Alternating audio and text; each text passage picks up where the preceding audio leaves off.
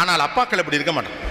அப்பாக்கள் வேண்டுமென்றே ஒரு பொய்யான பிடிவாத முகம் வைத்திருப்பார்கள். பார்க்கிற போதெல்லாம் முறைப்போடே இருப்பார்கள். சந்தோஷமாக 4 வார்த்தை பிள்ளையோடு பேச மாட்டார்கள். அவருக்கு நல்லா தெரியும், தெருமுனையில் நண்பர்களோட சேர்ந்து நீங்க அவங்கவுங்க அப்பனை திட்டிக்கு தான் இருக்கீங்கன்னா அவருக்கு நல்லா தெரியும். என்னை என் மகன் திட்டான அவருக்கு தெரியும், என் குறித்து அவனுக்கு நல்ல அபிப்பிராயம் இல்லை என்று அவருக்கு தெரியும், எல்லாமும் தெரியும். ஆனால் வேண்டுமென்றே கடுகடுவென்று ஒரு முகத்தை வைத்துக் கொண்டு 10 மணிக்கு பிறகு நீங்கள் படுத்து உறங்கிய பிறகு உங்கள் தலையை கோதிவிட்டு மட்டுமே அன்பு காட்டுகிற ஒரு தந்தை ஒரு நாளும் உங்களிடம் எதிர்பார்ப்பதில்லை. He never expects.